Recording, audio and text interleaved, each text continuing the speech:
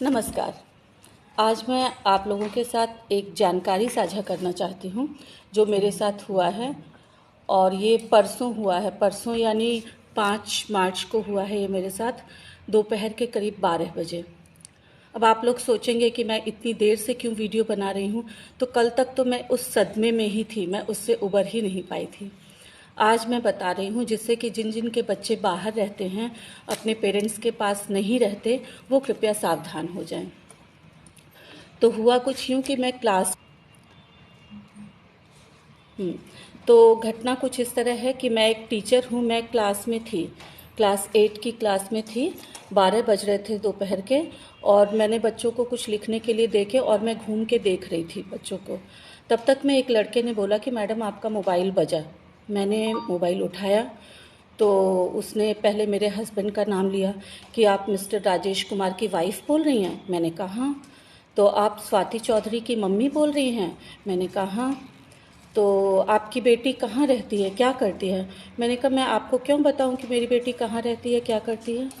तो बोले कि बताना तो आपको पड़ेगा, आपकी बेटी को हमने गिरफ्तार कर लिया है, वो अरेस्ट हो चुकी है और वो एक फ्रॉड किया था उसने, इसलिए अरेस्ट हो चुकी है। तब मैं थोड़ा घबरा गई। मैंने पूछा कि क्या फ्रॉड किया उसने? तो बोले कि वो एक लड़के को ब्लैकमेल कर रही थी, 4 लड़कियां मिलके। तो वो चारों अरेस्ट हो गई हैं। 3 को तो सज़ा भी हो गई है, 7 साल की सज़ा और 4 लाख रुपए जुर्माना। आपकी बेटी का फॉल्ट थोड़ा कम है, इसलिए हम उसे कंसीडर कर सकते हैं, छोड़ सकते हैं। और डीएसपी साहब अभी यहाँ पे हैं और हम बम्बई पुलिस से बोल रहे हैं उनको, क्योंकि मैं बता चुकी थी तब तक कि मेरी बेटी बॉम्बे में है, BARC में साइंटिस्ट है। तो उन्होंने बोला कि हम बॉम्बे पुलिस से बोल रहे हैं और यहाँ पे डीएसपी सर बैठे हुए हैं, एक मैडम हैं, उनसे हमने रिक्वेस्ट की है, हम आपकी बेटी को छोड़ सकते हैं। अब चूँकि मेरी बेटी अरेस्ट हो चुकी, इतना सुनते ही मुझे लग रहा था कि फ्रॉड हो रहा है मेरे साथ, लेकिन फिर भी मैं मतलब बहुत घबरा गई। फिर मैंने बोला कि आप मेरी बेटी से बात करवा सकते हैं मेरी? तो उन्होंने बात भी करवाई और बात करवाने के दौरान उन्होंने मेरी बेटी की जो आवाज़ सुनाई, वो बिल्कुल हूबहू मेरी बेटी की ही आवाज़ थी। और वो बोल रही थी कि मम्मी मुझे बचा लो, मम्मी हमने कुछ नहीं किया, इन लोगों ने मुझे फंसा दिया, मम्मी इस बार बचा लो प्लीज़। तो मैं बहुत ज़्यादा घबरा गई। फिर मैंने कहा कि अच्छा बताइए अब इसको बचाने के लिए क्या करना होगा? तो उन्होंने कहा कि आपको थोड़ा खर्चे पानी का इंतज़ाम करना होगा। मैंने कहा कितना पैसा? तो बोले कि 60,000 आपको देना होगा। अब गलती से मैंने 60,000 को 7,000 सुना। फिर भी मैं बहुत घबरा चुकी थी और मैंने जल्दी से मैं स्कूल में किसी को बता भी नहीं सकती थी, क्योंकि पुलिस वाली बात थी कि आपकी बेटी को गिरफ्तार कर लिया है, ऐसे ऐसे। मैंने कहा कितनी बदनामी हो जाएगी। और उन्होंने कहा कि मीडिया वाले अभी बिल्कुल एकदम हमारे आसपास हैं और मीडिया वाले आ चुके हैं, अगर आपने देरी की तो बात मीडिया में चली जाएगी, आपकी बेटी की बहुत बदनामी होगी। मैं काफ़ी घबरा चुकी थी। मैं अपना बैग वैग लेके घर की तरफ भागी और घर पहुंचने के, चूँकि मैं एक रेजिडेंशियल स्कूल में काम करती हूँ, तो वहाँ पे वो हॉस्टल की जो मैट्रॉन थी, उन्होंने भी मुझे पूछा क्या हुआ क्या हुआ। बस मैं रो के इतना ही बोली कि मेरी बेटी को किसी ने किडनैप कर लिया है। फिर मैं घर चली गई। मैंने उनको 7,000 पे भी कर दिया उसके बाद।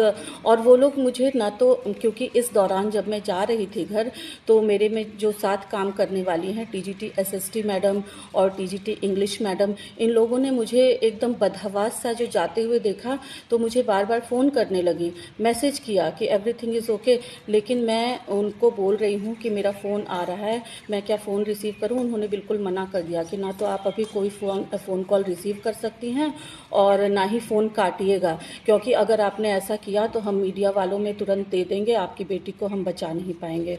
और वो लोग बार बार कसम खा रहे थे, बहना इसकी कसम, उसकी कसम, माता रानी की कसम, काली माता की कसम, तुम्हारी बेटी बिल्कुल सुरक्षित है, तुम खाली पैसे पेमेंट कर दो। मैं घबराई हुई, मैंने 7,000 पेमेंट कर दिए। उसके बाद उन लोगों ने बोला कि स्क्रीनशॉट भेजिए। मैंने कहा मुझे इतना नहीं आता है, मैं बिना फ़ोन काटे आपको कैसे स्क्रीनशॉट भेजूँ? तो बोले कि उन्होंने मुझे प्रोसेस बताया कि ऐसे बैंक में जाइए और स्क्रीनशॉट भेजिए। मैंने भेज दिया।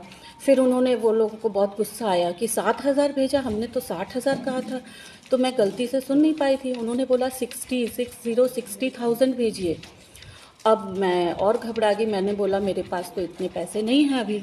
तो बोले कि आपके पास कितने पैसे हैं अभी? मैंने बोला मेरे पास तो 20,000 ही हैं। तो बोले कि ठीक है, आप और 13,000 भेजिए, उसके बाद हम सोचते हैं। तब तक में मुझे कहीं ना कहीं लग रहा था कि मेरे साथ कुछ गलत हो रहा है। तो मैंने एक पेन लिया और घर से बाहर निकल के किसी तरह से मैंने मैट्रॉन मैडम के हाथ पे अपने हस्बैंड का नंबर लिखा और उनको इशारे में बोला कि आप इनको फ़ोन करिए और बोलिए कि बेटी खतरे में है। मैट्रॉन मैडम ने फ़ोन किया, मेरे हस्बैंड ने तुरंत मेरी बेटी को फ़ोन करके कंफर्म किया, वो बिल्कुल सही सलामत थी, अपने रूम में थी। उसके बाद मैट्रॉन मैडम को उन्होंने फिर से फ़ोन किया। फिर टीजीटी इंग्लिश मैडम भी तब तक मेरे पास पीछे से पहुंच चुकी थी, अपर्णा मैडम।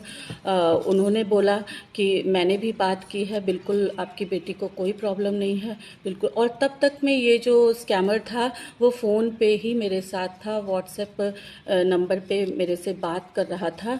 और उसके बाद फिर मैं थोड़ा सा रिलैक्स हुई। फिर इंग्लिश मैडम को मैंने फ़ोन दिया, इंग्लिश मैडम ने भी उससे बात की, उसको डांटा। तो इस तरह से उन्होंने मेरी बेटी की आवाज़ निकाल के बिल्कुल हूबहू और मुझे परेशान किया।